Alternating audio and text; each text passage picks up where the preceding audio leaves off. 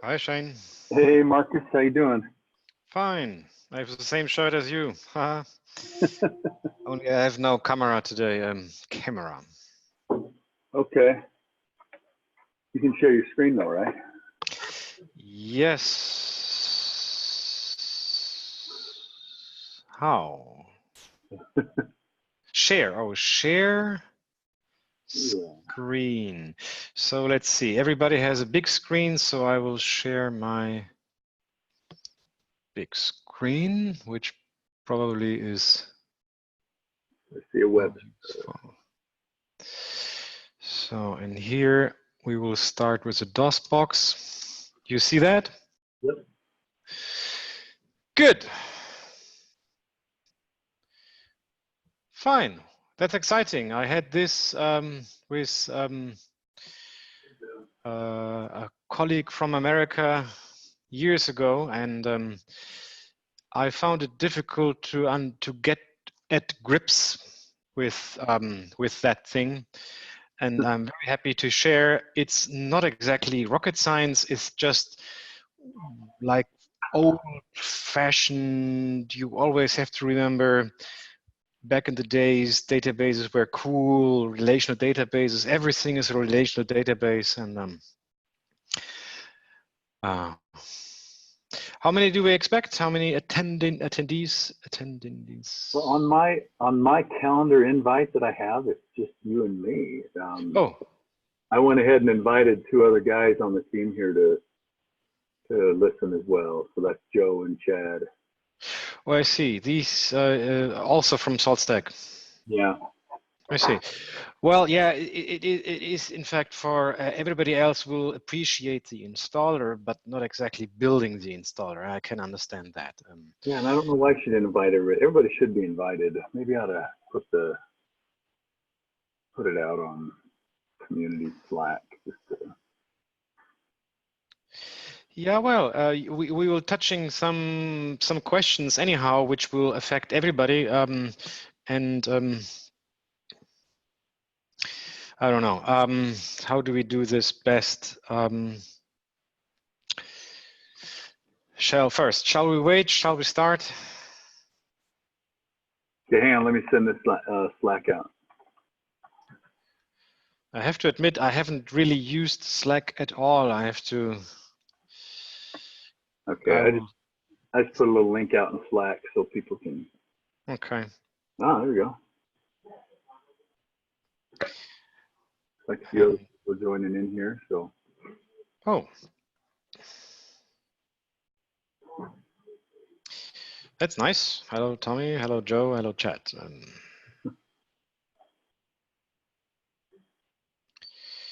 Okay. So,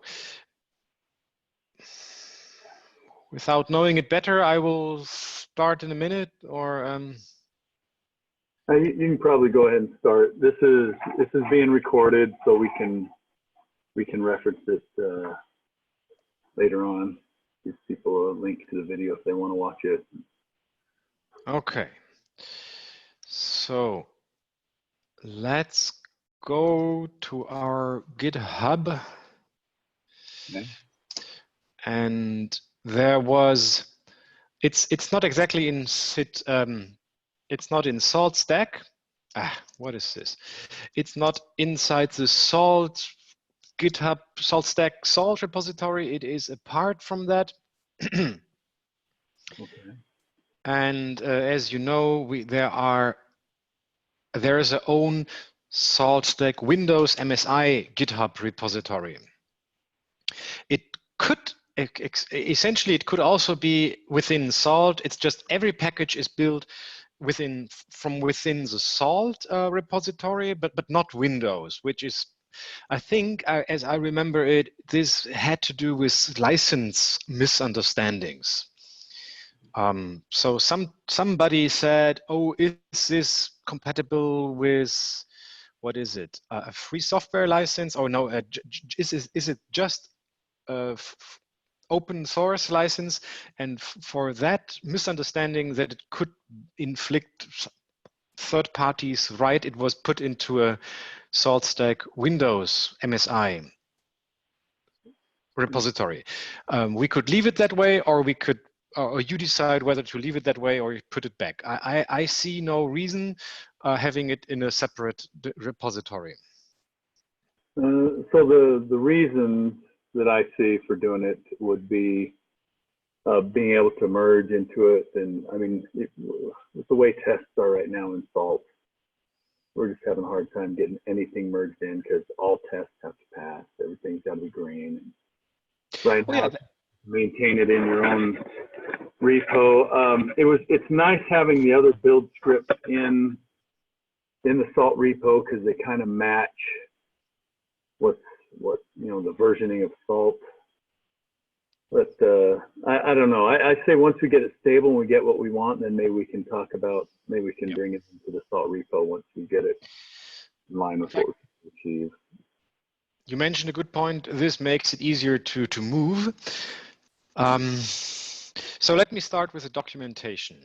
This repository is concerned about the Windows MSI installer build toolkit, a mouthful. I took it over from, I will get back to the name later, and he's using a technology by Microsoft, first open source Microsoft project by the funny name of Wix toolset, which surely stands for Windows Installer XML or something. Here I will focus on 64-bit. We do not use 32-bit Windows in principle. That's just adding or configuration, but I haven't spent a minute on configuring 32-bit. And in our company, main focus would be on unattended install, meaning no graphical user interface, having properties do the customizations, which I will skip the features. No, I will not skip the features. Everybody was very excited, me included, years ago when we said we want to change the installation directory. I have blocked that feature, so it's just putting into C salt, and we will see what the future brings. What it could do from the beginning is to keep all the configuration, or you can choose. This would be also graphically possible to choose it via clicking into the appropriate. No, maybe not. No, it's only configurable by command line. In fact, I was not too keen to make the user interface tricky and funny. Okay, I think on the nullsoft, it pops up a dialog box at the end, asking if they want to remove it. Yeah, you could put that dialog here. It's not rocket science. We will pass that. I will have a look into the clock, and today you have to set a variable on the command line to remove everything in order to say do not keep the config. the default would be to keep the config directory. The MSI installer, just for completeness, is creating an extensive log file. We can look at one. It's not easy to read, but it creates an extensive log file in case you need it.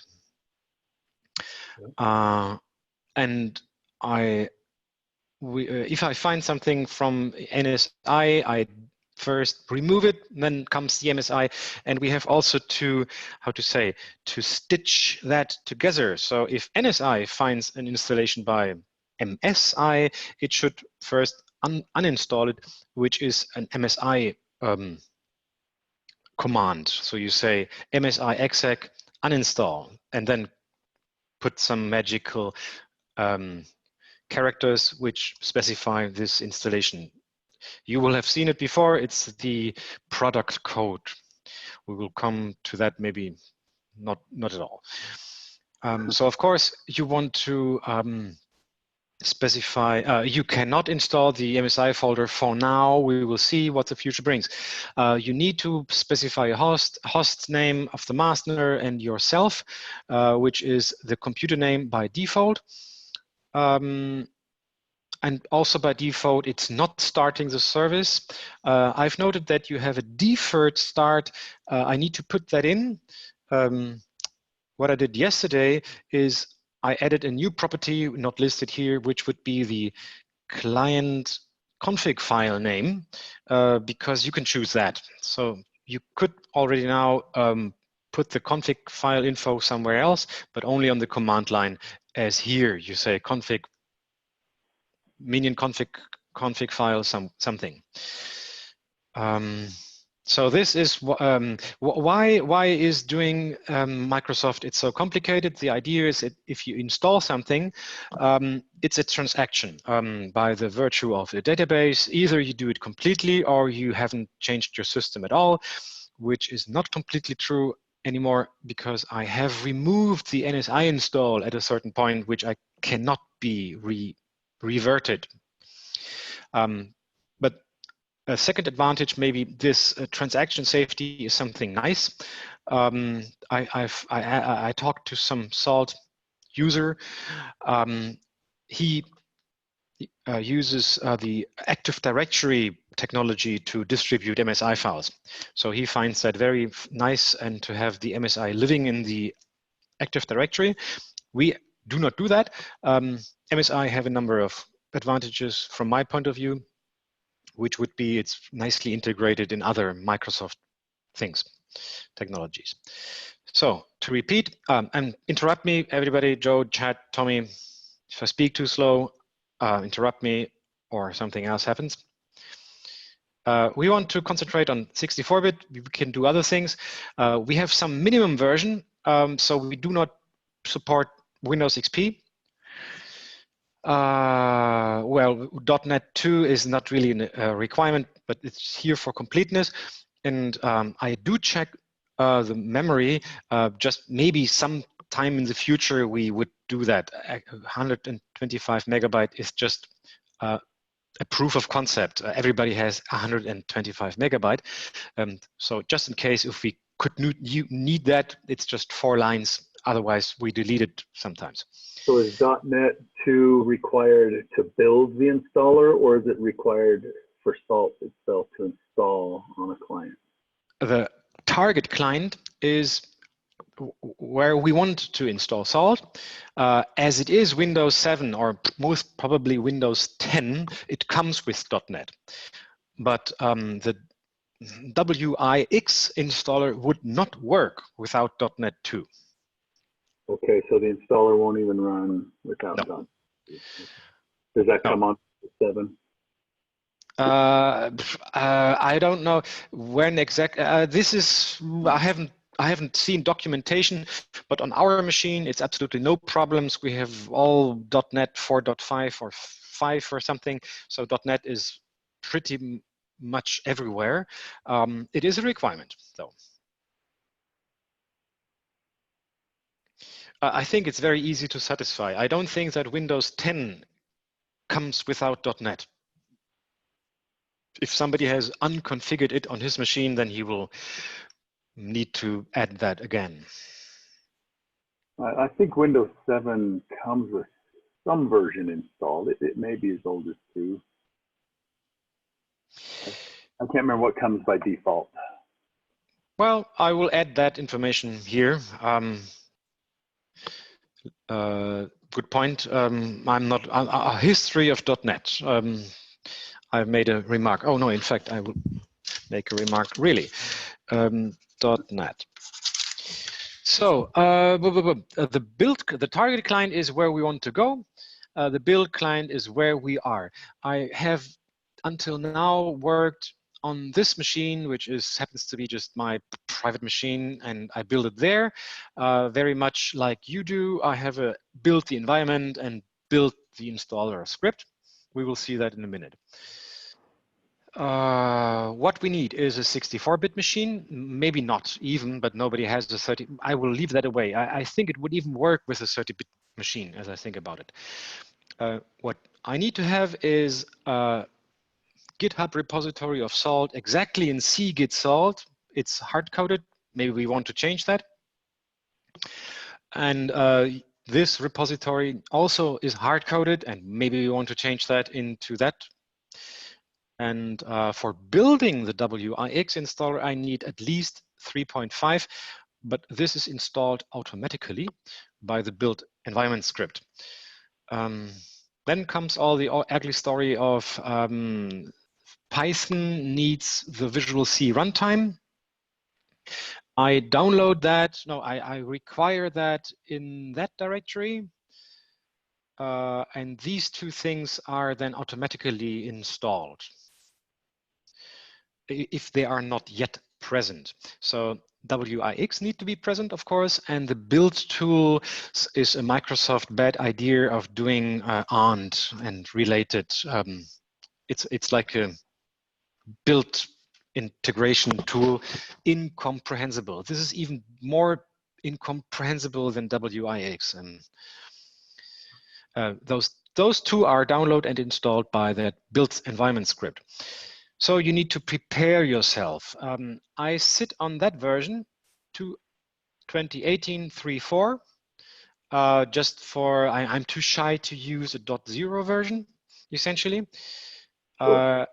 And also, I would right away ask you how to. I would first need to use your clean environment.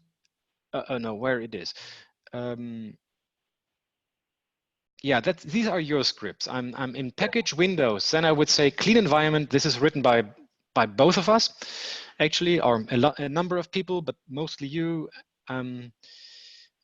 And this uninstalls all the Python. I wouldn't do that again. Maybe I do. Just to see how slow my connection is, I go to more headspace, Git, salt, package, Windows. So first I have to do everything which you do. So I do not clean the environment. Well, I will clean the environment in a second. First, I will check that I have git check git status, which gives me, yeah, I have built it. So I would clean, check out and clean FD everything which has been created the last time I have run that. So maybe it's a good exercise to see. Maybe you find something I'm doing wrong. I check out dot, which means I already have deleted some things, right? Then everything else which is still there, I delete with this command. And I love Git, I love Git, I love Git. Okay. Oh, so now git checkout dot brings back all those deleted files. Is that what that does? I think so. Yeah. Right. It brings the checkout brings back the deleted files, and the clean will delete all the extra files, including the .exe installer. Okay. So now I am on a head detached at that point. Nothing to commit, working tree calm. This is what I look at, and then if I'm here, I can run the exe, the NZ, oh, no, first I will say clean environment. This will uninstall everything which is on my machine. Shall we do that, or shall we rightly proceed to build? Yeah, let's clean it. Let's clean it. Then we have some time. I actually use the Python 2 version. How would I even build the Python 3 version? By build 3 or something? Yeah, so that, I know you're using the build.bat there. Yeah. So that accepts some parameters. Oh, I see. It accepts the version first and then the version of Python that you're going to build. So you would do build and then 2018.3.4 and then the number 3 if you want to build Python 3. I see. But first I would have used, oh no, that's all called by the parameters. I see. Yeah, and it'll determine which build environment script to run and I see. all that stuff. Okay, so for now, or for today, because otherwise I will be crying in front of your screens, let's do it as I've did it always. I will say build.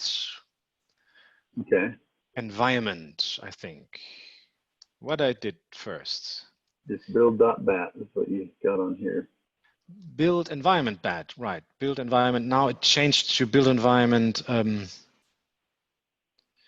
dot batch, or maybe I was wrong. Build environment, and this is strange. Build environment. Oh no, clean. Where is build environment? It has gone. We do not have build environment anymore. So you have the 2 PowerShell scripts that will build your environment.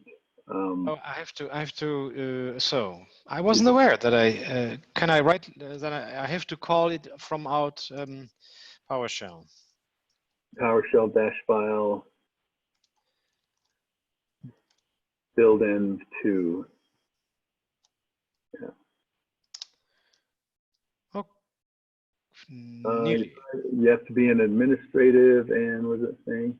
I am. You have to run. So open that script and you have to allow it to run scripts in PowerShell. You have to trust. At the top of that script, it shows you what you need to run. Oh, I see. I see. There's a command you got to run.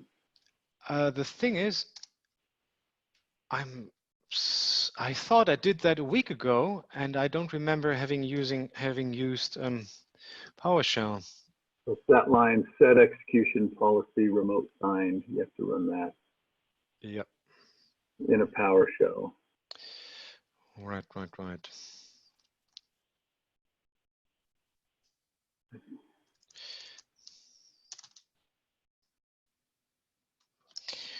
That's the trouble.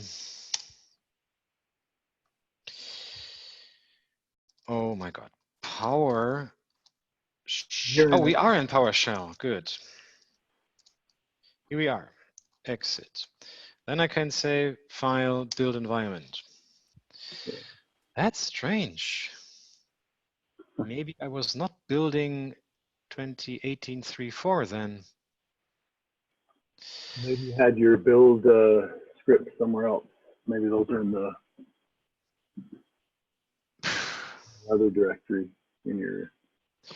No, first I need to go to the Nsys installer and build that.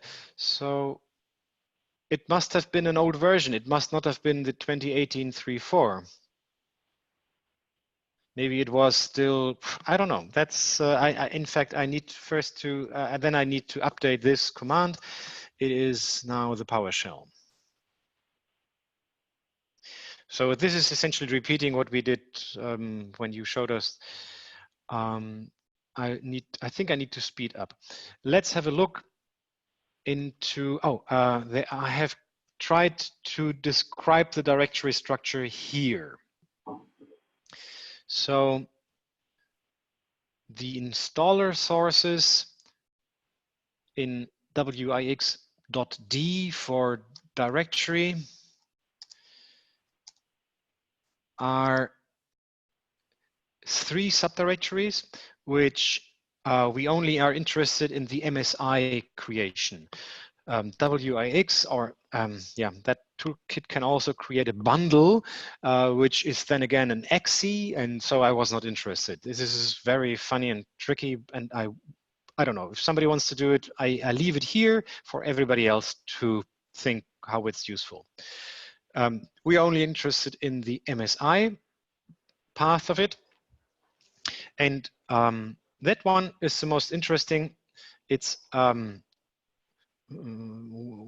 WIX XML, and the biggest file here is called product.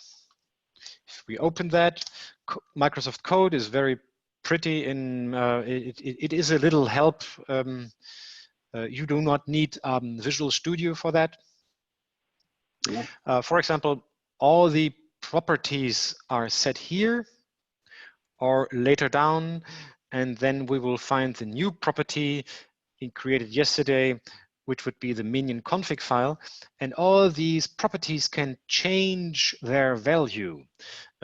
The master hostname must not stay or may not stay salt, and the Minion hostname surely will never be King Bob, but it has to be something. So I cannot leave it empty for some reason. Something must be there, so I just keep it as a placeholder. Okay. So as you see, this is just XML, and maybe the requirement for the testing the memory, you have to think around XML. So this is a condition. If whatever is inside evaluates to true, then the condition is met, and you may continue with that installation. Otherwise, a message will pop up telling you that you need more RAM. So we can include 3 more zeros here and see that pop up later. And as this is XML, you need to also, how do you say, protect text by this character data directive. So you get early on an understanding that this is a strange language. It's not a procedural language, it is a descriptive language. So this is an if case in C#, but in fact it's just stating the condition that the physical memory must be above 125 megabyte, or we are already installed. Because if I do not include installed or, I would never be able to run the installer once I am installed.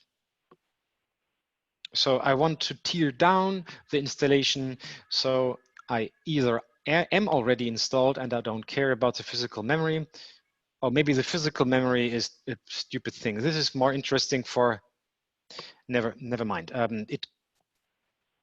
We could even think about whether taking away the installed or clause, but I try to change as little as possible. Okay. So this is a product the main page. It's kind of a main file. It includes, for example, the user interface description. The user interface description it's called Wix User Interface. Let's have a look at that. Wix User Interface, just to have a feeling for the funny language. It's rather short. So this is the famous next button. These windows will never be as capable as you have in the Nullsoft already, like an active dialog within the same page. In these pages, you can only go from one page to the other. Let's see what is being asked for. Oh, I have to admit, I'm not even sure what I see here. I think we are calling another thing here. This is only, it's a setting custom dialog. So what does that look like?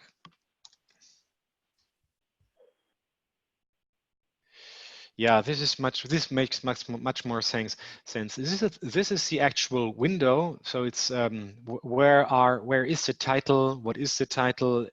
Height and width. So hereby we describe a window, and I will just skip over it because we need to concentrate on the logic. Okay, I am interested in that though. So go back okay. to your Wix UI Minion. Yep. And each one of those is calling the settings customization dialog.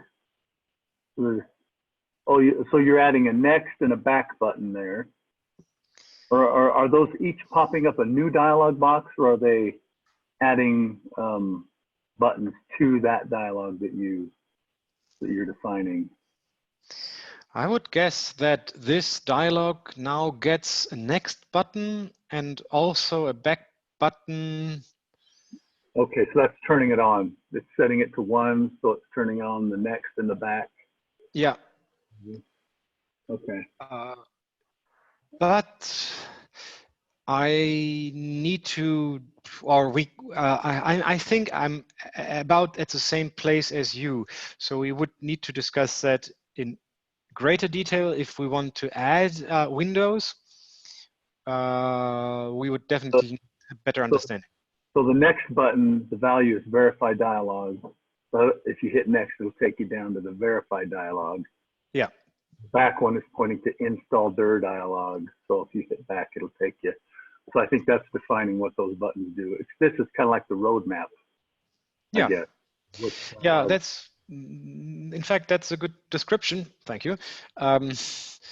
Maybe I will even put, I try to be, to put as many to put as many comments inside. So I will add these comments also here. Well, this is great because I didn't even know where to look for all this stuff. You know, it's great to have you. No, it was terrible without what's his name. I will get to his name even in a minute. He tried to explain to me that, but I was then too shy to ask. So I think it's best to do something here like a little change together, or yeah, see how I'm working with it, and then I'm glad that somebody else is picking on speed here. I think these are the two important files. The product is the main file. The user interface would be needed if we add more dialogues. Experimental means I still tinker. I still like the idea that we could get rid of the no sucking service manager. In principle, but this is just mute. So this is not used. This would using the Windows technology directly. I leave it here. I have not. I will not spend time on that in the next 3 months, 6 months. Right. So let me explain to you why we use the NSSM, the non-sucking service manager. So the way the Minion works is it tries to connect to the master, and it tries 7 times, and shoot, then it does it die? Anyway, we don't want the Minion to die ever. We want it to always keep trying to connect to a master. Absolutely. Yes. And that's all the non-sucking service manager does, is it kind of monitors the status of the service. If it dies, it restarts it. If you use Windows, it tries twice and then stops. That's kind of Windows default. You can set it to try a certain number of times, but you can't get it to try indefinitely. It'll try once or twice or 4 times, and then it's done. Oh, I see. So we kind of use the non-sucking service manager as an intermediary to just keep starting the Minion. Yes, I see. Okay, that's good to know. In 6 months. So maybe we go here. You have made a comment on what other file is important. It's Minion configuration extension. Let's see. So these are, oh no, maybe we start with the documentation. There are funny things coming up. In the Microsoft installer world, we use custom actions, which you can directly translate with C# code. That's good. C# is good news, so we can use plain C#. That's nice.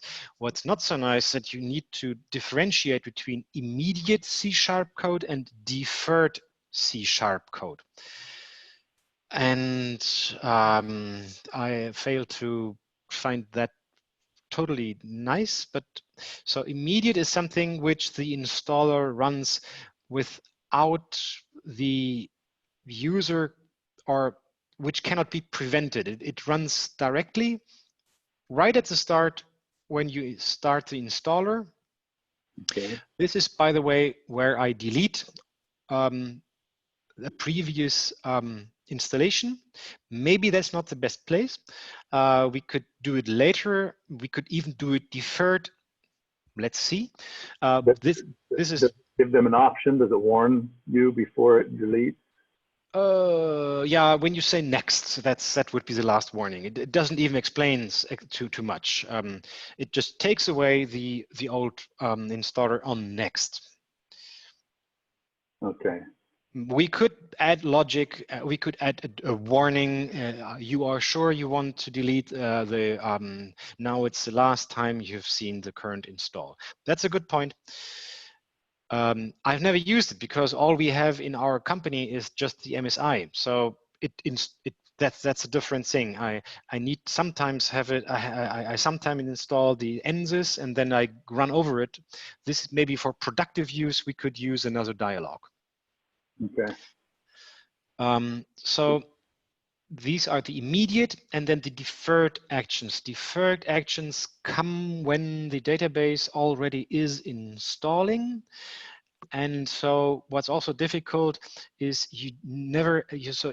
one problem is you have this descriptive language as XML, and then the database has only relationships between what comes before the next. So you do not never have a script of first do this and that. You can only say, do me that first, and then later do that again. Or if that's a little bit like Salt itself, you can only say, where is it? Nope, I want to close that now. Where is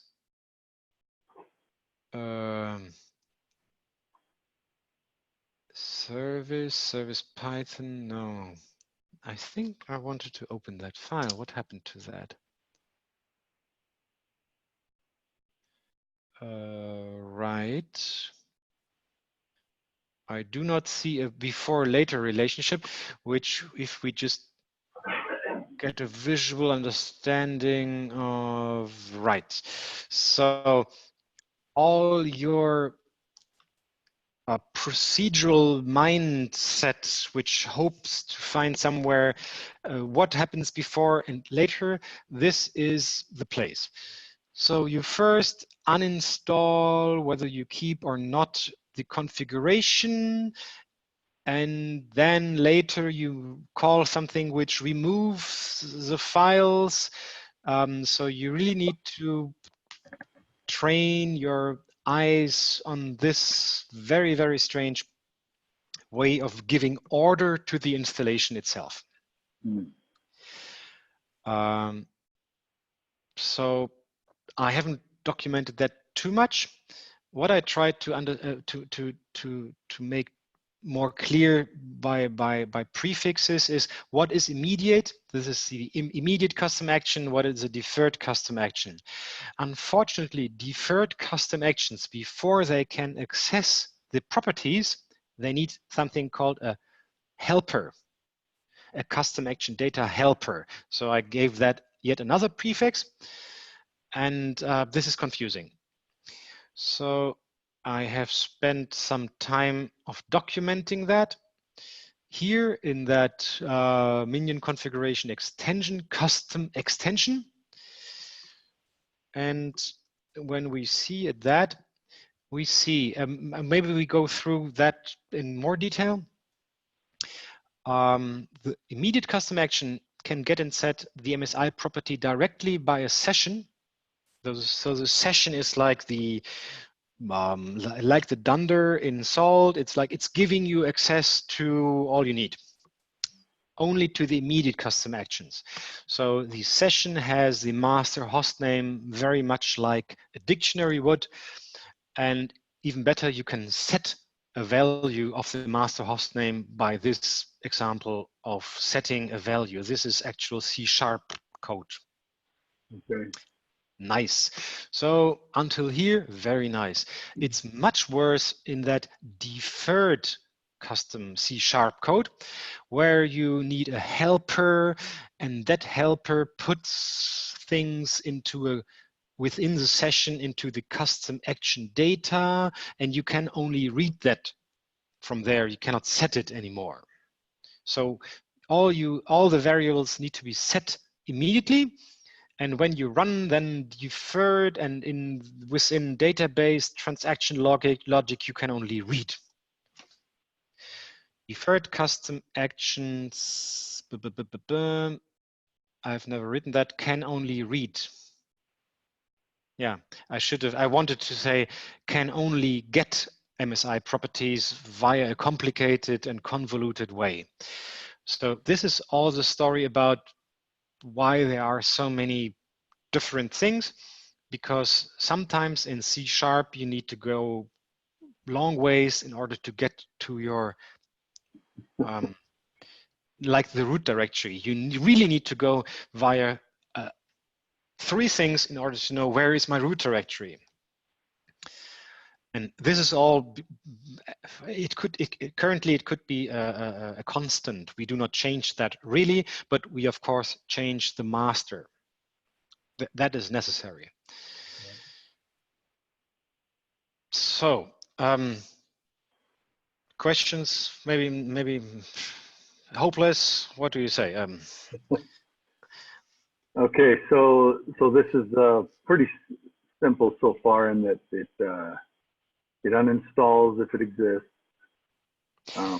Yeah. It allows you to set a master and a minion, and you've also added the ability to pass a config. Right. So if it finds an existing config, does it override it with what's installed, with what you're installing, or does it keep existing config? It keeps only the config. This gives room to questions. We could also use a cache. Maybe we want to have an option to reuse the cache. Okay, so I think if it finds an existing config there, the default should be to just use that config as. Absolutely. This is exactly what the property is for. It's called keep config, which means read and use the config. The default is yes, keep whatever you find from Nsys or from yourself. Keep you could set it to 0, then it starts from scratch. Okay, now how does your new custom config option, I don't see it there, but you mentioned it, where you allow it to pass a config? Yeah, pass you would. Config that overwrites the existing config, right? You could do that via the command line. So you say MSI exec install and then give any property a value from the command line, or we will start now. This has created the installer, I hope. All this has done is set up your build environment. Oh, right. No, now we need to create the installer while we are. It's good that, Jesus.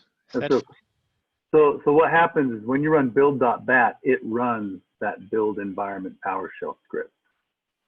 So you could have just run build.bat. Oh, I see. It's building it again. Yeah, it's basically done with the script now. Now it's going to go ahead and build Salt. Okay, good. So let that work. We could start. Oh no, I have removed that. I think I have no. Do I have? No, I kept no copy. So how do I pass the parameters? Of course, there is the graphical user interface asking you for the name of the master and future name of your client. So you're asking in the Nullsoft installer, how do we do it? No. Both the Nullsoft and the MSI open a window and asking for these values. Okay. We could run that in a second. Unfortunately, I have absolutely no MSI installer here. That's tricky. I forgot to make a copy of the last MSI installer. Never mind. We will be there in 10 minutes. Okay. That's about time. And I have no pictures. What I think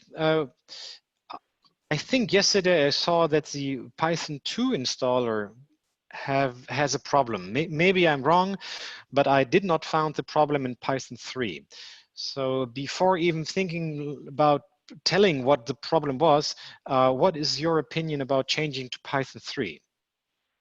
I talked to Tom about this, and he said on Windows we could go to Python 3 now and totally ditch Python 2 as far as what we're building, just because we bundle it anyways. You know, we bundle the version of software that we're running. Yep.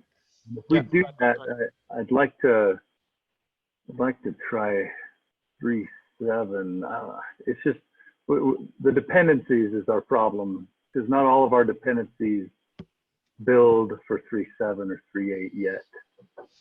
It'd be nice to go to the newest thing, but we'll have to go to the newest one that all our dependencies will build on. I see. So what is which Python 3 you're using now? When you say build Python 3, what comes up? 3.5. It's 3.5.4 right now. Oh, 3.5. I have to correct that. I wrote that month ago when I wasn't even looking at. I need these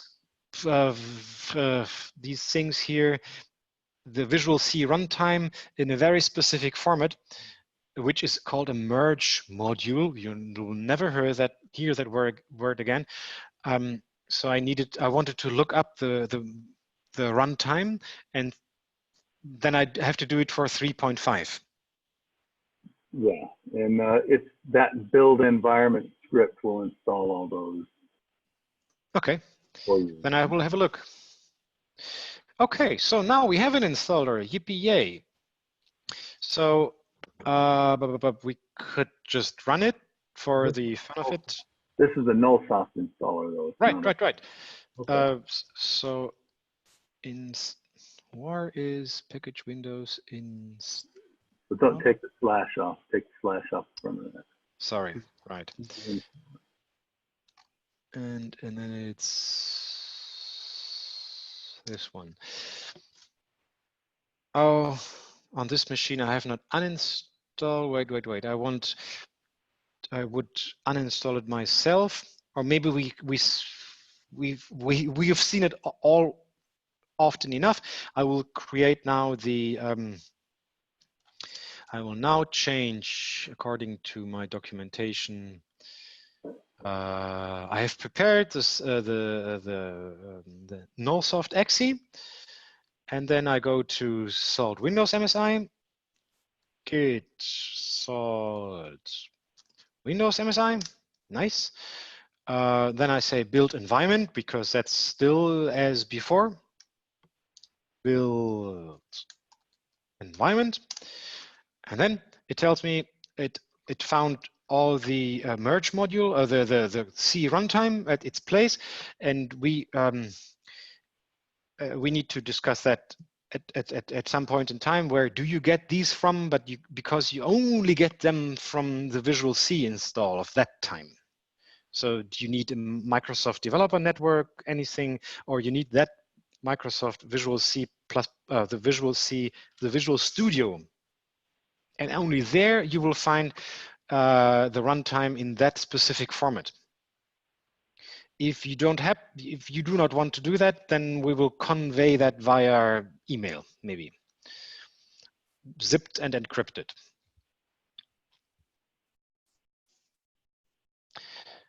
Shall I repeat, or are you not interested in these details right now? No, so what do you mean by email? So it's just making sure, if you have Visual Studio installed, then you're saying that Visual C runtime will be somewhere else, and you've got to move it into that directory or copy it into that directory? From your beloved Visual Studio 2008, you have to find that file somewhere in, I just looked for the name of it. Okay. But you need to install Visual C 2008 in order to find the file, which is 8 GB just to get to a 100 kilobyte file. And the same thing, I've already installed Visual Studio 2017, where that other runtime comes in that specific format, which is just not retrievable anywhere else. You need Visual Studio or you won't get that format. Okay, so maybe what we ought to do is put those up on our Salt repo. We have a dependencies directory up on repo.saltstack.com. You can do that. First, talk to your lawyers for a minute. Maybe Microsoft would not like to have that on public display. Just, I don't care, but maybe you care whether you get a call from, I've looked even for that. I think you should not put that to public. Unfortunately, these requirements is just not, I think you should not put it on FTP. Really? Okay, I'll look into that. So you're saying there's legal reasons why you have to have it with Visual Studio? Yeah. So as a programmer, you are allowed to have the runtime distributable in a format which is compatible with that WIX logic, but you need to be somewhere, have bought the Visual Studio license once, and so anybody else shall not have access to these things. This is how I understand it. I should tell you before I give it to you and you publish it on the website. Okay. All right, let me do some research on that. Maybe I'm wrong. Maybe you find that this is all hilarious and Microsoft has changed its opinion, but you should first check. I do not run a web server, so maybe I'm too cautious, but maybe do that for a minute, or you have contact to a lawyer and things. I would have no problem at all of giving you these files, which are in Salt resources. So these are 1 megabyte of things, and maybe it's copyright protected, I don't know. I had to go to Visual Studio 2017 to get to that file. It's not on download on MSDN at all. Right. So this was a long story. Finally, what is the error if that's not there? Will Wix not even run at all? The WIX won't even run? No, in fact, if I take it away, it is somewhere, let's say it checks the dependencies. We have our, where is my editor? My editor. So somewhere I say MSM I say, and this is like a resource file. It's called a merge, which means two databases are getting merged. This is not just binary stuff, but it's also transaction safe binary stuff. And if it's missing, it will just say, give me my resource. Okay, so this is, I think this is, we ran into a similar issue on our Nullsoft one, and I had to install a bunch of patches. So this might be, is this doing the same thing? I'm thinking, but with an MSM. I'm wondering if this would have, if we would have done this instead on the Nullsoft side, if this would have fixed our issue. Would have been a lot easier. I'm pretty sure that the Nullsoft is not interested in the MSM, but that's a similar. It's not, but in my script, I have it check for different versions of Windows and patch this C runtime that's on the system. Oh, okay. And I'm thinking that this is doing the same thing, but with one file instead of 4. Mine's like detecting the bitness and which version of Windows it's running and then patching it as needed. Could be. This probably does all that. It's, in fact, I looked into the story only as far as I was able to use that. I have not looked into the inside of these runtimes merge modules because I was already spending too much time at this point. But it works nicely. So all I can say, it's if you remove this little section of code right here, then you wouldn't need that MSM. Well, then, but then Python wouldn't run. Python wouldn't run because it needs the C runtime. Yeah. Okay. I think it's the same issue. All right, I'll look at that MSM thing. In fact, it's interesting. Why would Python not run? In fact, it runs without, it runs from the outside. Yeah. Well, if we can get rid of line 172, that would be nice, because then I would not, yeah, that would make things easier. I can try that. Let me try that. We don't have much time now. Anyhow, so I have built the environment. This is just telling me I have built my environment, so I'm building the installer. I removed the log file because I looked into the file and it's not really so interesting. It's an enormous amount of crap running over your screen, and arrows are in red. The only thing really useful is in red, and if it's not red, then don't read. So what did you just run to launch this? You just ran build again? Build. No, first build environment once, and then build to run it after you have.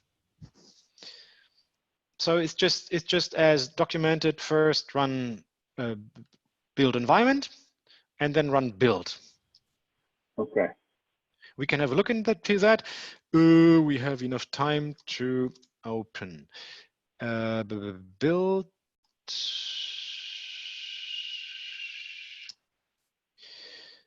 This seems to be just shell. So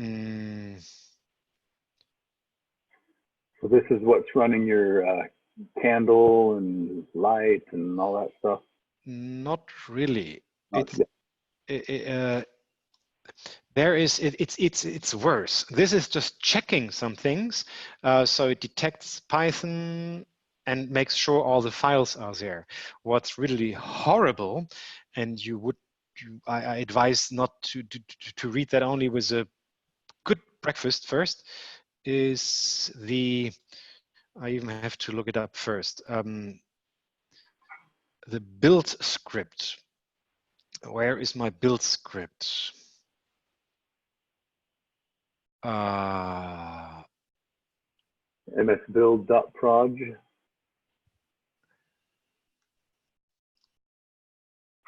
Where have you seen that?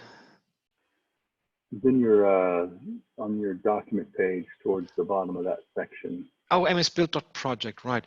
So where is that? That would be here. Build msbuild.project. Let's see.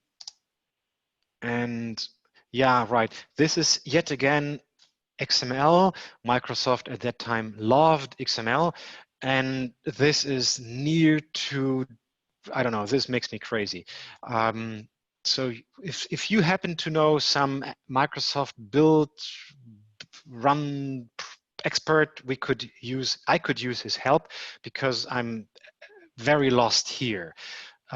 So you have to jigger around variables, and this is calling all the Wix parts. So the light and the candle is popping up because of this. But I'm really having trouble to understand it. So this is calling a clean target. It's still a lot of logic. We could, I've thought about scrapping all this and using scripts. This would be an alternative. From whom I took over this project advised me against using just plain scripts and continue with that builder thing here. So MS Build Proj, is that made to be used with Visual Studio? That's right. I'll read it. Yes, you could open that. I've done that, but I see no advantage of using Visual Studio. I'm getting from code, I'm getting the same excitement. So your build is calling. It's just calling the builder here. So this the batch script, the little command file is just checking something. As I detect whether I'm admin at administrator. I think it even has some arguments. I have to document that. I forgot. It's running MS Build. And then it's running MS Build, right? And MS Build goes out and looks for that project file and then builds that. Right. And then MS Build is using this as input, and it has a better stomach than I have. Okay. So this is our 30 megabytes of database, installer database. And to run that, I would first, well, I think, no, I can run that right now, MSI, so I can salt, no, Capital bin, first write salt, MSI. So here comes our nice graphical user interface spinning up. Computing space requirements. Wow, that's nice. It's really the first time it's doing so long for computing space requirements. Anyhow, this is done by just, you do not need to do anything. It computes the available space, and then it would even tell you something. I haven't added anything. The only thing which I'm surprised is that it took so long. What would be the copyright, by the way? 2019. Yeah, we might need to update it. Oh, that's a file. I just load the file, and then you are the manager of the file. So we accept the license agreement. We go through with the directory. Then it took over my master, which, by the way, is a funny Debian running on the same machine. Are you aware that I can run as master on Debian here? That's the Windows subsystem, Linux Windows subsystem. So you're running a master on WSL? Yep, it works nicely. Nice. Yep. So I just say sudo and run the master. That's it was a time saver to have found that. And in fact, this is how the things work. It's still the Python 2 master. So here, then at a certain point in time, it would delete the existing nullsoft. And it's funny that it says install. I'm sure that I will see funny things happening. An MSI installer isn't running fast. It's transaction safe, but it's not fast. Okay. Computing space requirements again. And then it's also an old machine by now. So this is just a nice ThinkPad. It's not a fast machine we're on. No, it's fine. So the nice thing about the Linux subsystem is it keeps always the same IP without doing anything. It just remembers its IP, so I can have the hard-coded IP of Saltmaster here and do some tests. And there I found that the log file rotation in the official installer is broken in Python 2 on Windows. I remember an issue about that. I thought that was fixed. I thought we created some config options that you could set to make the log rotation work. I'm not sure if that made it into 18.3.4. I have not verified that. I wanted to do that on a really clean machine, not on that one, but I installed the Python 3 and it worked. So this is my reason to switch to Python 3. Okay.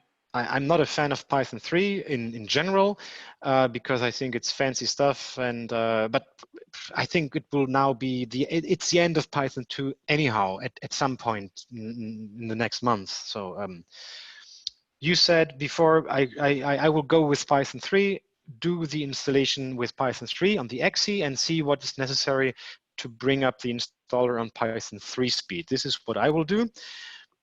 And after having installed my client, I can spin up saying I say service control query salt minion.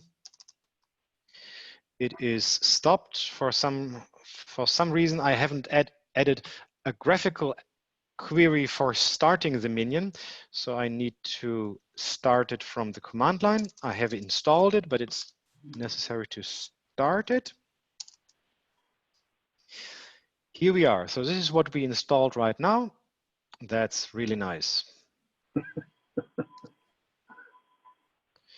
Yeah, that's too strange because now it's not working anymore. Go into your C salt directory. All right. Just run the debug mode. Run it in debug mode. That might give us a clue as to what's going on. Salt. Do a dir right there, dir. And you can do salt-minion-debug. Oh yeah, salt minion debug, just like it, like this. Mm-hmm.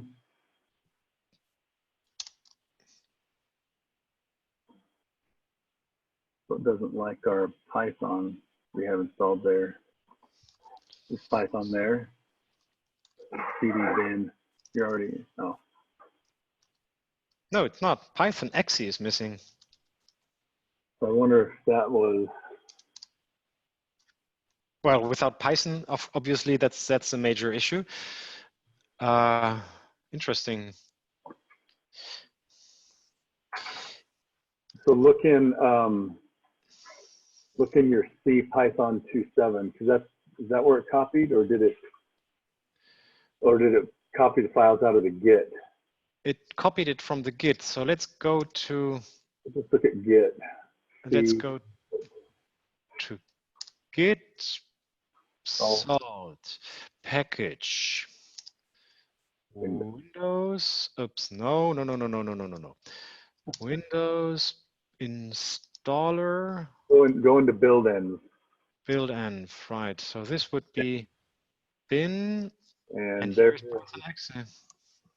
So maybe it's like it uninstalled and tried to install at the same time. Maybe I'd run the installer again and see if it puts it back. Yeah. What I was wondering is something. Yeah. Well, isn't it nice? So this is a live presentation and it's failed. How much time do we want to spend on this? Because time is I wouldn't have trouble continuing, but for everybody else, Joe, Chad, and Tommy, thank you. Any questions from your side? No, I think it's cool. I mean, these are just little things we need to figure out. Yep. But you built an MSI, and I've seen it work. You've demoed this before. Oh yeah, I've done that yesterday. I'm completely confused. What is happening here? Apps show. I have a little script. I think that's just my installer. I would like to uninstall it now and repeat that. Because yeah, if the exe is here and it is Python 2, then I have still the right. Run it again. Yeah, I will do that again. This is an issue, maybe an issue with how the MSI installer works with an existing installation. I fear that I had installed the nullsoft before. Yes, I know. I had the nullsoft installer before. So something about how I call it purging or removing the nullsoft was going wrong. I haven't. Yeah, in fact, I was a little bit confused and should have looked before. It should, in principle, be able to remove a nullsoft installation. Good. So what do we have now? Installed is just a conf file with pkey. That looks right. Key looks right. Minion directory has my config files. Nice. So this looks good and good. So here's nothing we could fear. Let's repeat. Try it again. So we go to it. Salt. No. Windows. Oh, Jesus. And then it is in. It's faster when I do it like this. Git salt Windows Wix MSI bin release. Here's our MSI. Here's a dialog. I accept. Next.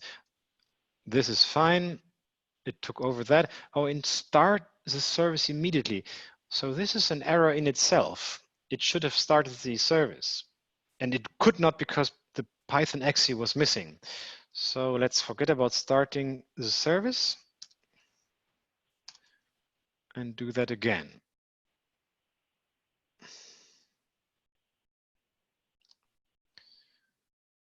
So we will see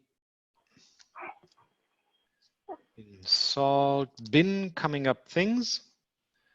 The bin directory, or it should be Python W is already here. Python exe now is here. It was something strange happening, and this was fast. Wow. So let's try starting the service. So this is something we need to test. Yes. Bouncing from the nullsoft to the MSI, and because we don't want to mess that up, we don't want to leave it in a state where soft's not working. No, it worked so far. It stopped working with the recent. So I think, yeah, we have to revisit what I've did, which is exceptionally easy. I think like in C# is just, where is it? Oh, I haven't opened the C#, by the way. The best part of it, it's called C#. That's somewhere. That's somewhere. It's in the configuration extension. And this is just plain old C#. So it is a terrible mess of XML, but then you have also a C# which makes things light. So purge a directory is C#, and what I do for delete the nullsoft installation is it's a recipe I asked you or looked into your script. I remove the service, I remove the registry, I remove the files except conf and var. Why I do not salt var, I doubt.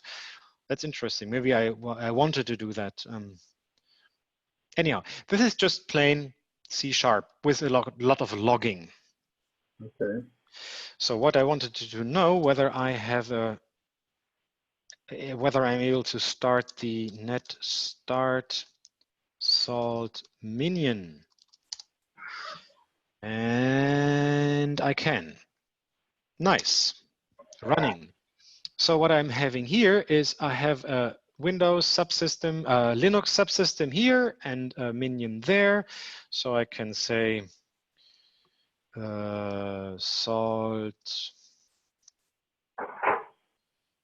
salt call log level debug test version, which brings up some authentication info. Oh yeah, and it brings up the yeah, and you see here the logging fails. It still works, but it's unable to rotate the log file, and it's a known issue. Okay. Is your log file really big? Well, that would have been in, that's in var cache, so it's brand new. Well, I set it to 2 kilobyte in order to test rotation. So in fact, rotation would be is a very nice feature, a very, very, very useful feature. So I will just switch to Python 3 before I research that too long.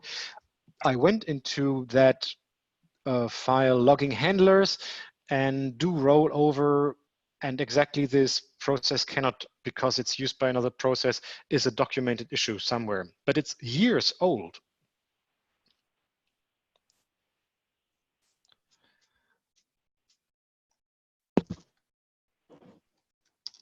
I think if I just do not log, it will work. Now it will still work.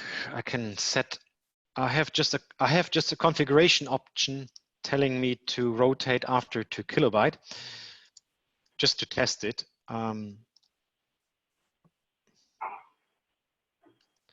It's just rotating each 2 kilobyte, which is, let's do not look at that. Right.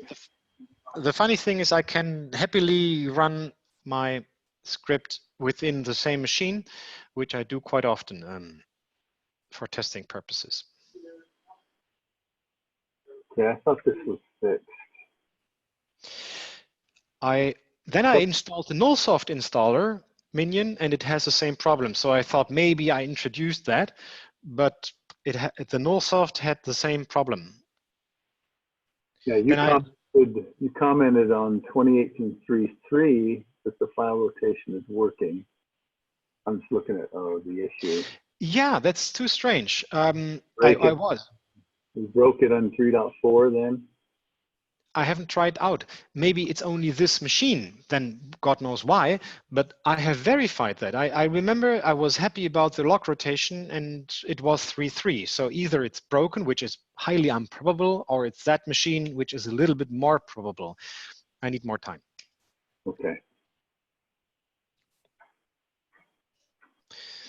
Yeah, but for not distracting from the Wix,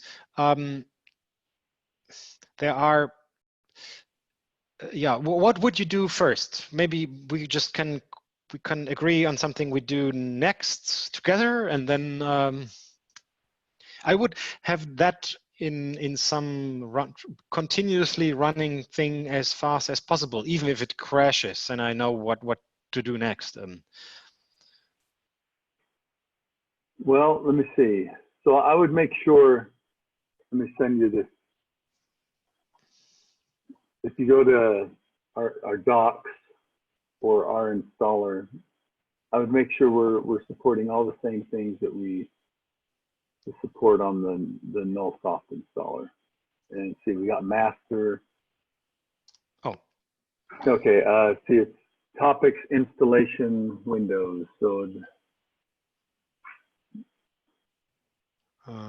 so installation on the right side there. Oh, document. Doing the right side installation. And I think there's a Windows down at the bottom. Yep. If you scroll down a little bit, you see a keep going down. The installer options. Ah, right. So make sure that all those are available.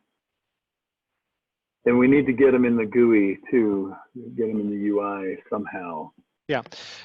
So master check, minion name check, start minion check, also in the GUI. Start minion delayed easily. It's just another line, two more lines. Default config. So this tells it to overwrite the local config with the one that's in the installer. Okay, easy enough. Okay, that's easy. I see no problem at all. I could do that in an hour. And then custom config is the one you said you just added, where you can right. Pass it the location of a config file, and then it'll copy it over into the salt directory and use that as config. This is yesterday. It was more than 2 hours, but I had to refactor something, and I refactored something. I will continue to refactor. This is even easier. Silent comes with the MSI logic in itself, as does the help. So if you do help on your MSI, does it show you the custom config options available, or does it just show you the MSI option? I never tried that. I don't think it will give you the options. Where is my installer? No, I don't think so. You need separate documentation for that. Okay. It's not telling you which options are inside the MSI. You should talk about Microsoft about that. That's a good idea. I had to write a whole thing for the nullsoft to get it to show our installer options, but I see. I don't think you can do it in the MSI. I don't. That's. I've never seen any other product that shows you their installer options. Yeah. That's an exceptionally good idea, and we could like add another option, like saying, "Show me the options, yes," and then it terminates by showing you all the options. But from here, I see the only thing which is not yet implemented are these twos, delayed, but it's already a Windows feature, or that's MSI feature, so that it has nothing to do with WIX. It just comes with Windows. I just have to put it in as custom config, and default config is just override what comes with the installation. Okay, and we would need to figure out on the user interface how to give these exact same options in the user interface. You know, a way to pass a custom config, a way to use the default, or a way to. Yeah, if we can stay with one window, I'm comfortable, I'm confident that I can close these files. But where all these entries are, this is easy enough to add another, another input field. Can we add another dialog box that would let you mess with config, let them define the config with some radio buttons or something? I don't know. Plain text entry is already there. All the other GUI stuff, someone would need to go into. There are some places. There are not too many places where you can look at. I tried to add Wix setup samples. I think this is even the place, the best place I can think of.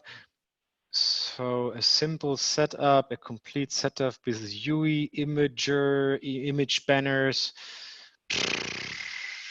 I don't know how graphically fine we want to become. There's also an updated Salt logo and panel graphics as well. Yeah, I noticed. So we just take over the new logo. Yeah, there's an icon file in the Salt repo and a panel bitmap in the Salt repo in the Git Salt, in your Git Salt directory. on your local machine. It's already there on your local machine. Oh. Well, yeah, if you clone the repo down, it's all in there. So under the Git. Oh, right. In the package window. Windows. Yeah. Windows? Go up one more. And then it's under probably build end. Look under installer actually. Oh, yeah, Here, salt icon. Left one of them. Go back one. It's somewhere else. No. That's the old one. Yeah. Go into Oh, but you're on 2018.3. Okay, so you're at 2018.3 still has the old. Oh. But that's where it'll be. It'll be under Windows, and then probably installer, I think. Okay. And this is the old one. Yeah, but the new ones are in the same location, just on 2019.2.1. If you check out 2019.2.1, then you'll see the new one. Oh, I see. 19.2.1 is out already, I see. Well, okay. In 2019.2, in the 2019.2 repo. Branch. Yeah. Okay. So the license is also updated. No, it's not. So you could change the year here too. Probably change that. Yeah, that's something I got to do. Yeah. Okay. Yeah, the icon is it's the same thing. That's an .ico, and where is it here? Yeah, if it comes to new graphics, and I don't even know where it is here. Where does the picture come from, the image? I don't know. I don't know. Just search the project for panel.bitmap. Oh, it's a JPEG. It's still a JPEG? It's a bitmap on. So they give you the whole background. So we may need to. What I can do is have my graphics guy here build the new one with that layout. Yeah, right. And it's top. Oh, that's top. It's ancient. I haven't changed and looked at. Yeah. We could have the same license file. It's an RTF, and this is a text file. Mm-hmm. Well, okay. So there's still some things we need to do here. I think I will, due to the logging problem, switch to Python 3 now, because within the next weeks, we would like to create finally our new, well, then it will turn out to be months, but I want to now fast track a new MSI installer, and which will be Python 3.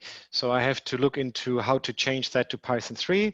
I will go and have the default config and a simple way how to update the user interface. But yeah, like graphics can probably be improved, but I would be happy with the most basic thing. Sure. Let me show you how to build a Python 3 environment. Yep. Builder. So it's that same build script you ran. You don't need to do that PowerShell thing. Good. So I go to Git salt, package, Windows. Here I am. Okay, so you have your build.bat file there. Yep. That accepts some parameters. So you can. Right. It's batch file. Yeah, the parameters are Python, capital P, Python equals 3. Oh, good. And that'll build Python 3 environment. Visual C++ build tools. Oh, you're using the build tools? Right. That's so because it's like you had your Visual Studio 14 or whatever. 8. 3, it requires a different VC compiler. Yeah. So in order for when it pip installs all the dependencies, it needs the right Visual C compiler to build everything. Oh. So now it's going to install them. Actually, that was pretty quick. The big download. Would I have not cleaned the installation for? Should I have not cleaned the environment? Maybe that was. I can just build. It's okay. Yeah, it's putting it all in a C Python 3 directory. So you have a on 2.7 directory and you have a Python 3.5 directory now at the root of C. That's where. Yes, I have. Right. Well, that's not the one we did. This one should be doing a 3.5, not a 3.6. Well, it's not. Hasn't installed Python yet. Oh, it hasn't. Oh, yeah, I see. It comes up. Oh, I see. So it's downloading Python now. 3.5. And then you'll see a 3.5 in there once it starts installing it. So. Yeah, with that merge file, first I will look up the right merge file for Python 3, and then I will look up the story, whether it's reasonable or enough to put it on repo or dependencies there. I think there will be very few people running the MSI installer. I think a lot of people would like to be able to push salt out through an MS. You can automate it a lot easier with Active Directory. You can just deploy it to your entire infrastructure, and I mean. But then we need some legal advice. Either you do not ask and put the MSM on your dependency share and wait what's happening. You decide. That would be the thing. You're bundling it with the 2 installer, right? With the what? With your Python 2 and MSI, is it not bundled in there? Of course. Well, the merge, that Visual C merge module, which is a very small file, it injects some funny things into the installer. I have no idea what it does, essentially.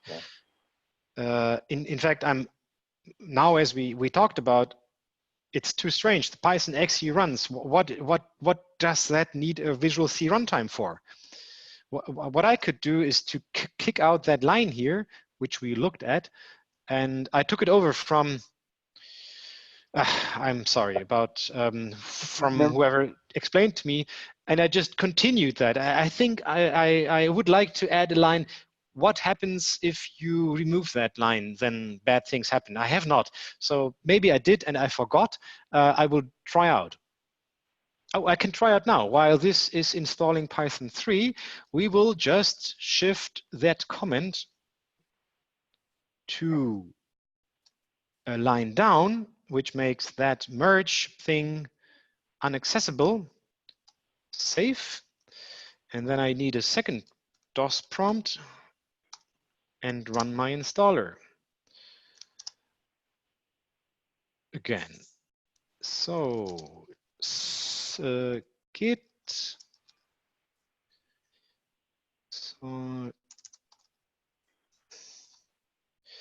Windows, then I would clean and build. It's too long ago that I tried the last time, or I never tried.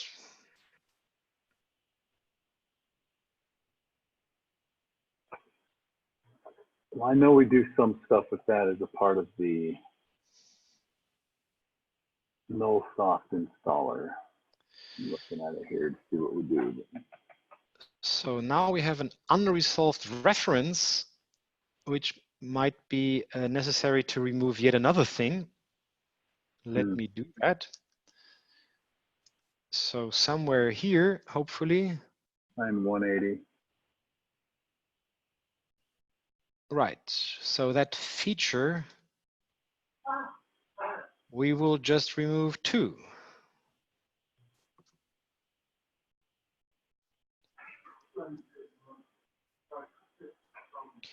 Feature gone. Oh, right. I shouldn't. I'm used to the Emacs, so that would be safe. And it's deleting. That's so strange. So build. Yeah, this is a warning which I until now have just ignored. I will update on that if I have time, unless and until then I leave it as a warning.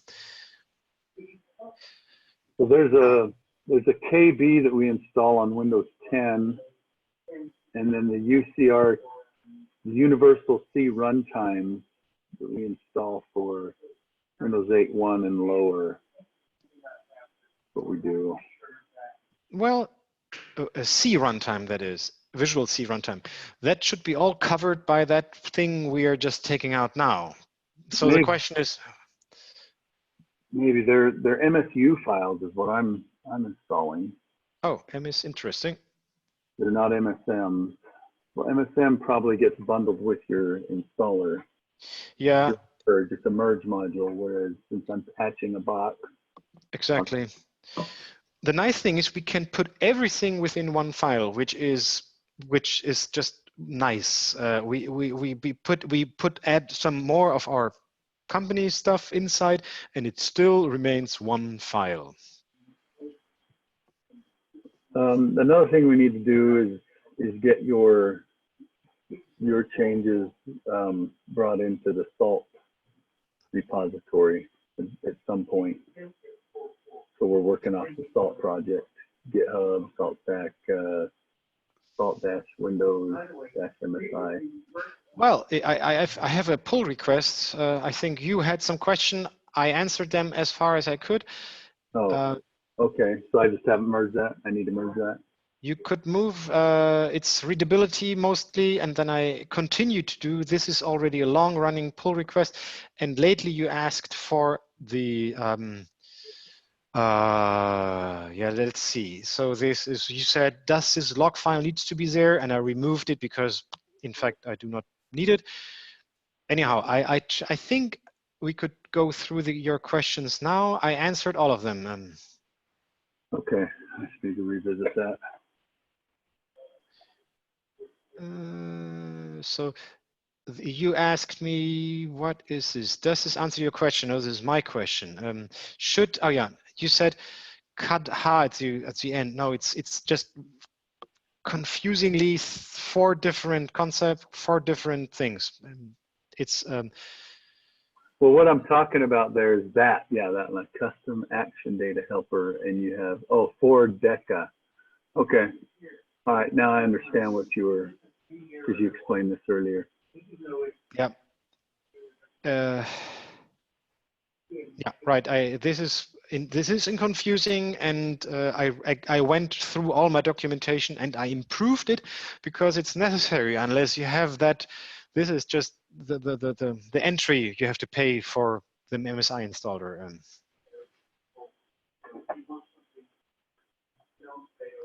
So what I think went through is now we have an installer without the merge the C# thing. Okay. Now I will remove what we have installed now, because if I start it right now, it will say anyhow I'm already present. So let me remove Python, salt Minion.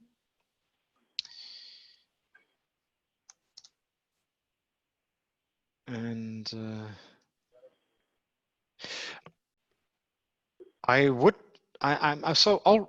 interestingly, it's not necessary. So the MSI is built. It's a little bit smaller. It's 9 megabytes smaller. Okay. No, just 1 megabyte. What was the old size? 1 megabyte smaller. This is about the size of the merge module. The merge module was about 1 megabyte, so this is missing. And let's see how far we go. So here I have, I said Python 3, and I get a red thing telling me exit code 1 pip install. Should I be worried? What did it not pip install? It died installing something. Build environment 3 returned error level 1. Oh yeah, build crypto random window. The system cannot find Microsoft Visual Studio platform SDK lib. Maybe it's a path thing. So exit out of this window and reopen it so that it gets the new path since we installed the VC compiler. Should I close this window? Yeah, close that window and then open a new one. Okay. And that should get us the path. Oh, I see. This is like stupid environment variables. Okay. And then run it again. It'll get real quick to that point. And yep. Git salt package window. Then I say build Python equal 3. Right? yeah. I'm an administrator. Good. And it picks up where it stopped nearly. Okay. So here I have uninstalled what was running with the Visual C. Now I am very curious to see Wix Minion MSI bin release salt Minion. Now that's interesting. Here comes the installer will run through because it's absolutely oh, let's see first whether it has cleaned up nicely. So I have only the conf file. That's good. Conf directory. So install. It will be about the same time because just 1 megabyte is missing, and the installer won't notice anything. Right. That's funny. Maybe I never tried out. I've never tried that out doing without this C runtime. Well, what you might try it on is like a fresh virtual machine. Right. Yeah. Maybe my machine already has all the things. Yeah, this would too good to be true. We'll see. Okay. So first, service control. Of course, it's not running. How could it? Right. Let's try to start that.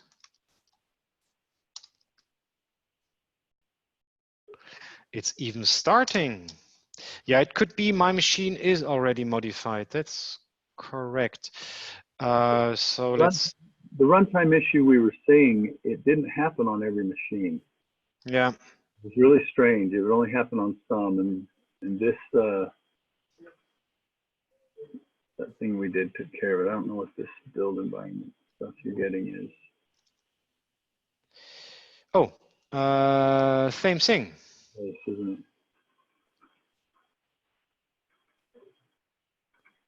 Scroll up a little bit. What are we trying to build? Keep going up. Oh, this is a long copy list. This is installing collected packages. PyCrypto. It's dying on PyCrypto.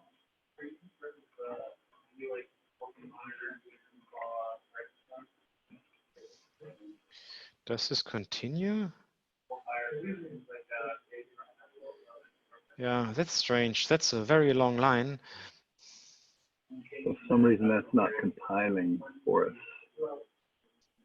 All right. Well, we'll have to troubleshoot this another time.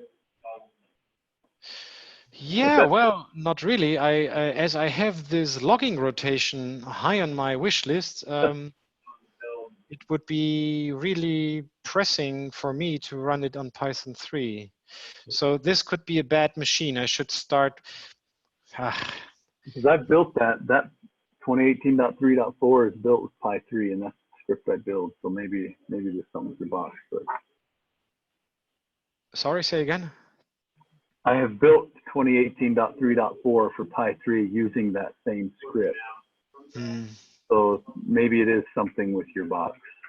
Right. In fact, it's my private machine. It's not a clean environment. So that's strange. It even runs the service is running. Let's say test version.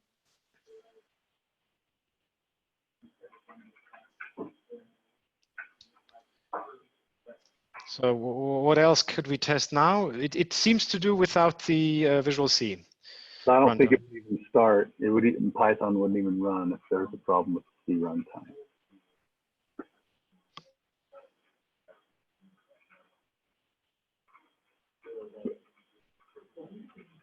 Anyway, I'm not saying to get rid of that line. I'm just, I'd like to know more what it does, what that MSM is, and if it's doing the same thing that I'm patching manually in the NoSoft script. That may be how you do it in an MSI, and then if you're not doing an MSI, then you do it the way I'm doing it.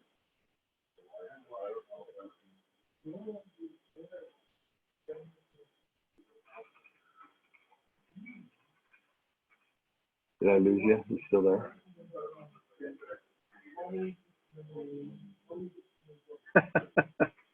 We lost him.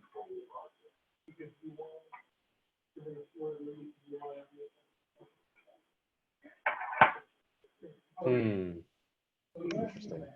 He's slacking here.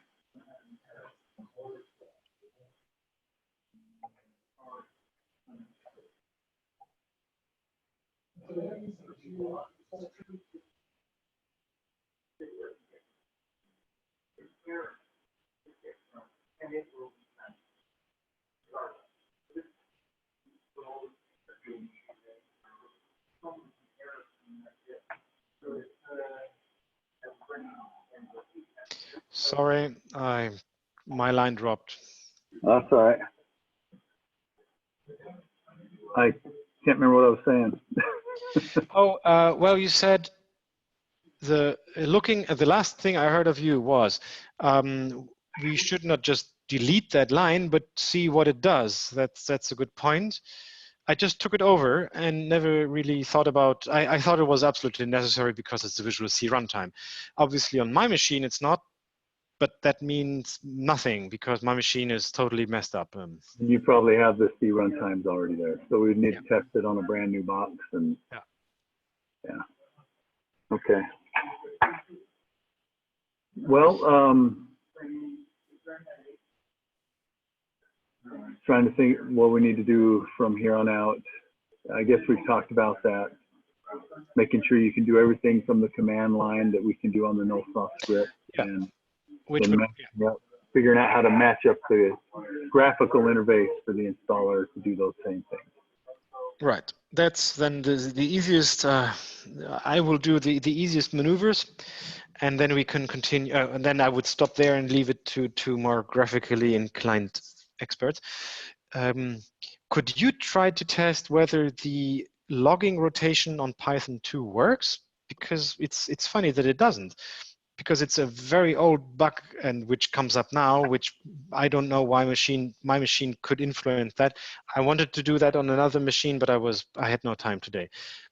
Well, I will do that anyhow, because if I cannot build Python 3, oh, that means I need a clean machine in any case. Okay. Just one more thing.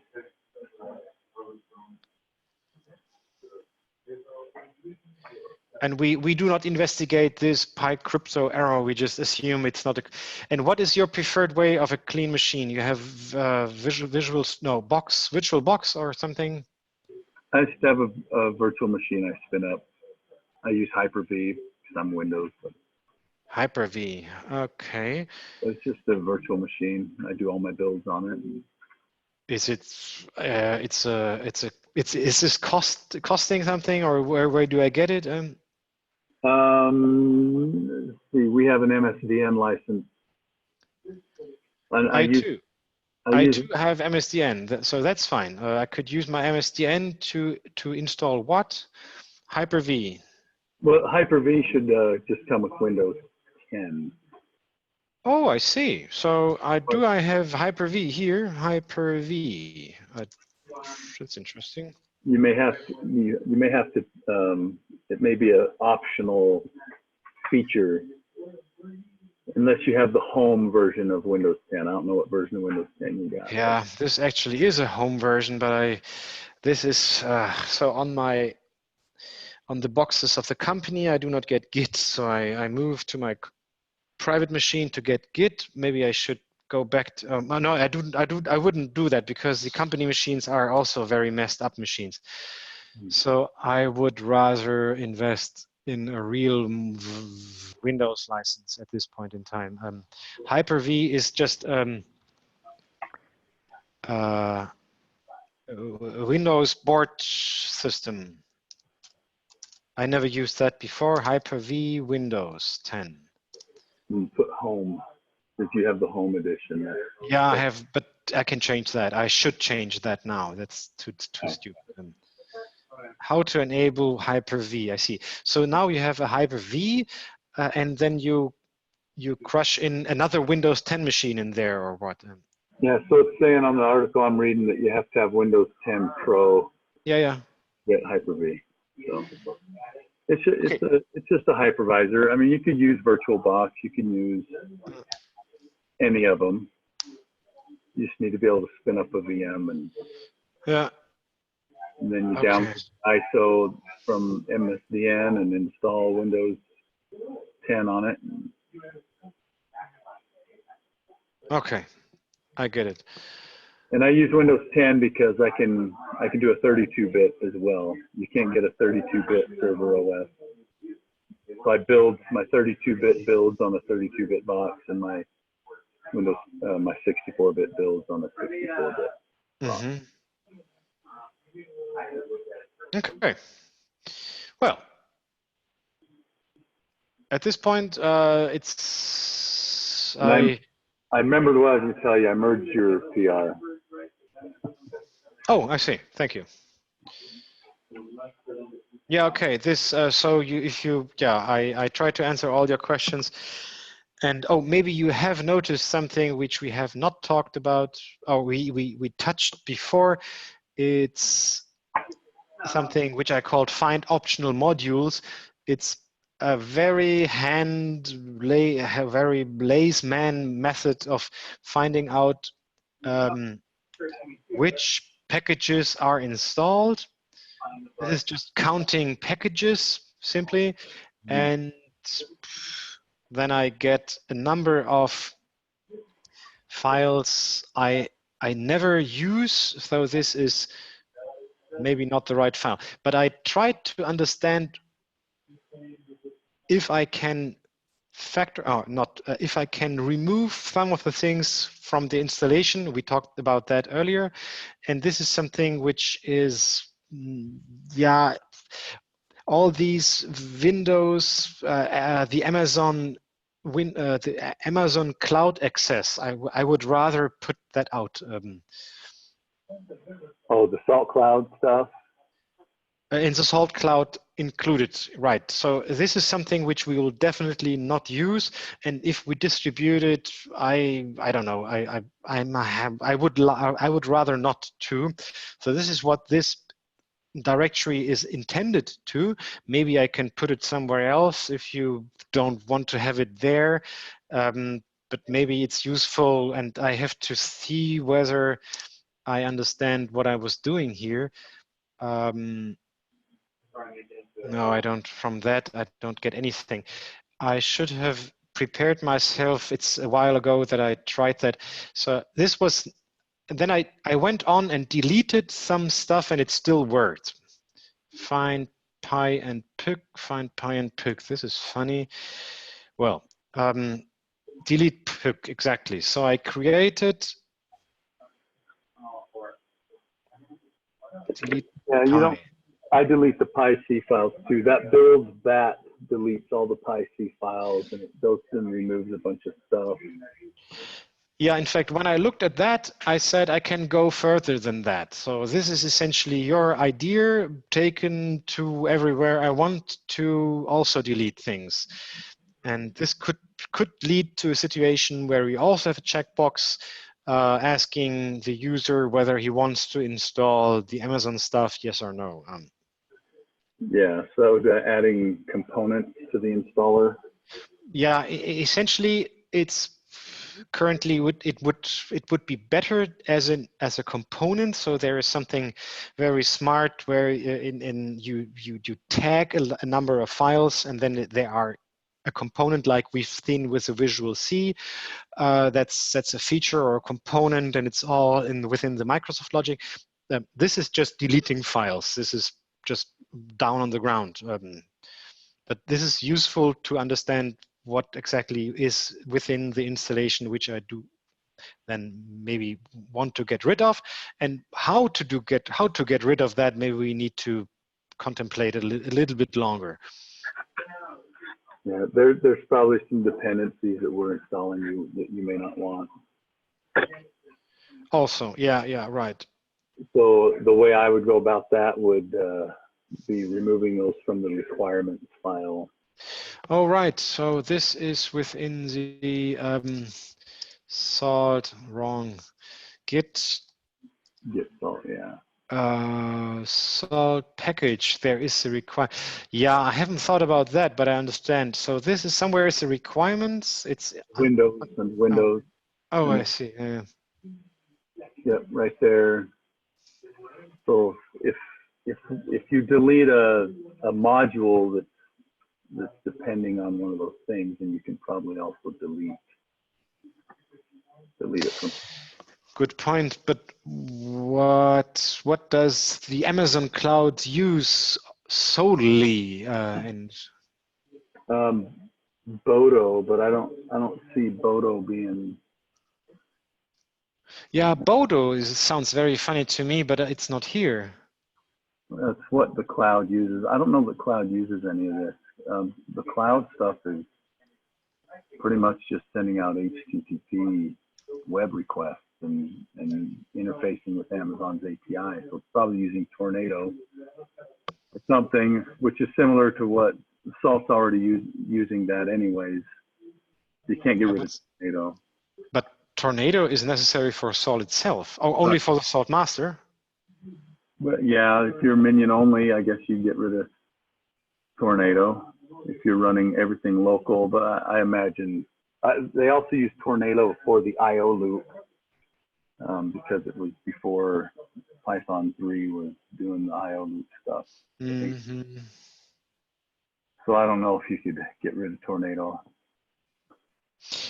I could think that I do not need Git on my productive minions. Right.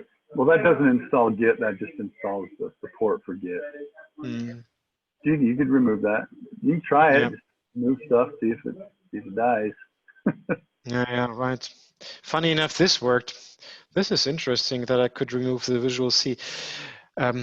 What I will do is, I should be interested in having a clean environment. Hyper-V is a good thing, and I think I could go to some machine. I need to check out the Git repository. No, I need internet access. Anyhow, this I will think about. I will have a Hyper-V running too. This is too stupid. In fact, this is also it's stupid to have my private machine running installers all the time. Yeah, you can mess your machine up pretty quick. Yeah. And what in the last session, what was his name? He said he wants to use golden images. How far in the future is that, or can we? That would be an ISO with all the things prepared. That's an Amazon image, an AMI is what. So he basically installs Windows and then applies a bunch of Salt state to it to install everything but Salt, all the dependencies, everything but Salt, and the stuff that's pip installed. So it installs like Git and Vim and GPG, things that require binaries to install that you can't just install with pip. And would that also be, is that already accessible, or so where do I get that? Where do I get that? Yeah, I've got a kitchen environment set up that I use on Amazon that we spin all that stuff up with. That's all linked, but I think the AMIs are public. I think the golden images are public. I'd have to ask. You want to find out about that? Okay. If you can spin up an AMI, I'll ask Pedro about that. Yeah, maybe I could go there. If it's publicly available, or you can add me to the group, or however it's set up, because that sounds good. If that's where this test environment is living, then the installers should go where the test is done. Oh, he said they're not public. Mm. Okay, let me ask him.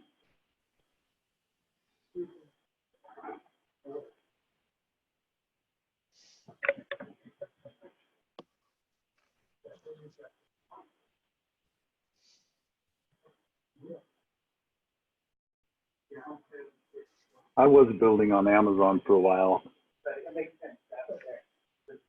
but I couldn't. I mean, the only 32-bit server OS I could install was like Windows Server 2008. Mm. So he said they've talked about making them public.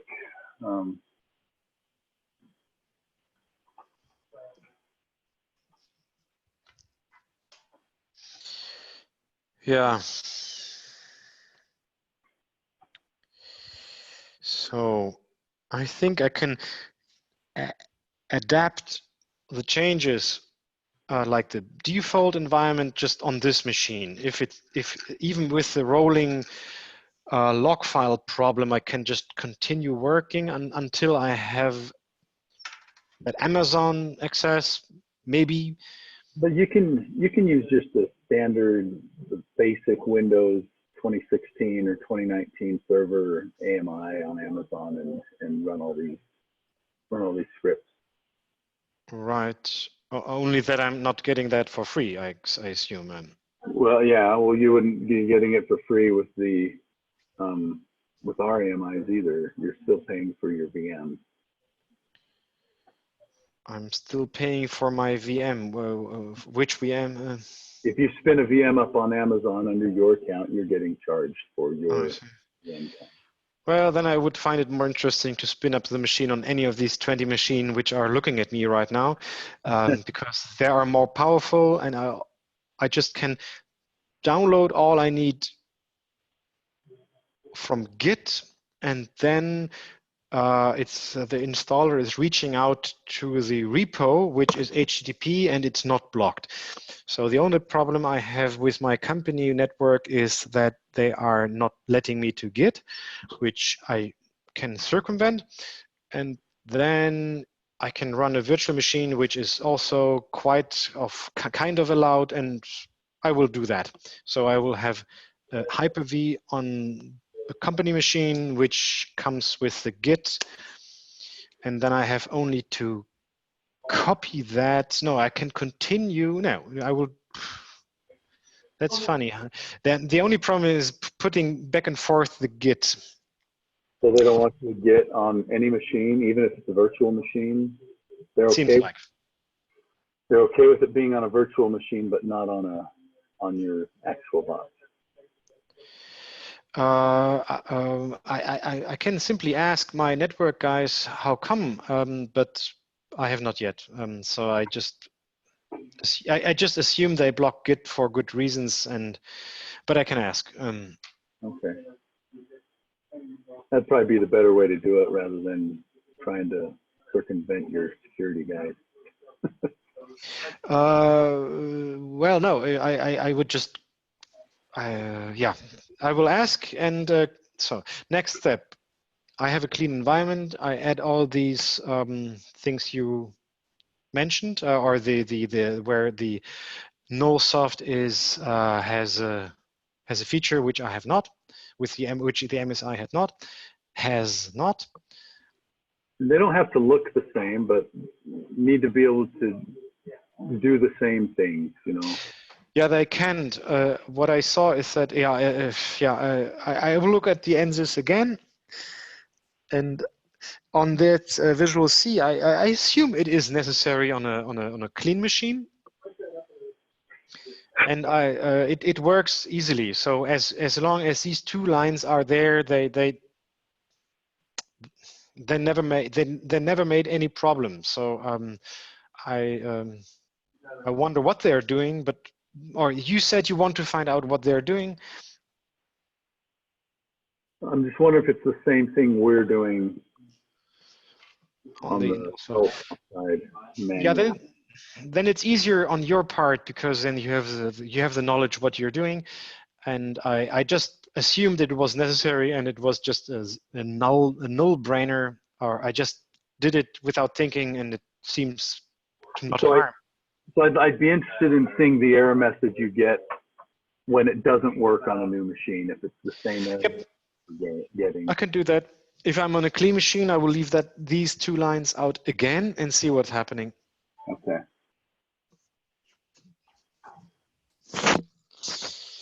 Well. Okay. All right, man.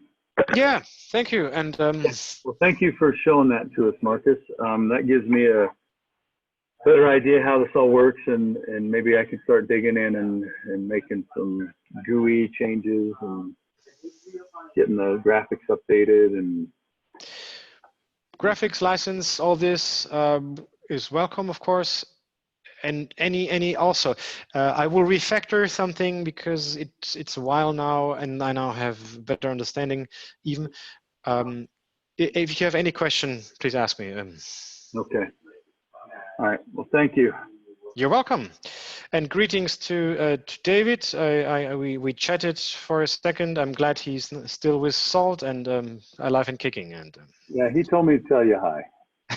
Thank you. Yeah, it was funny. We met in Nuremberg. That was good. So bye-bye. Okay. All right. We'll talk to you later. Talk to you later. Bye-bye. Bye.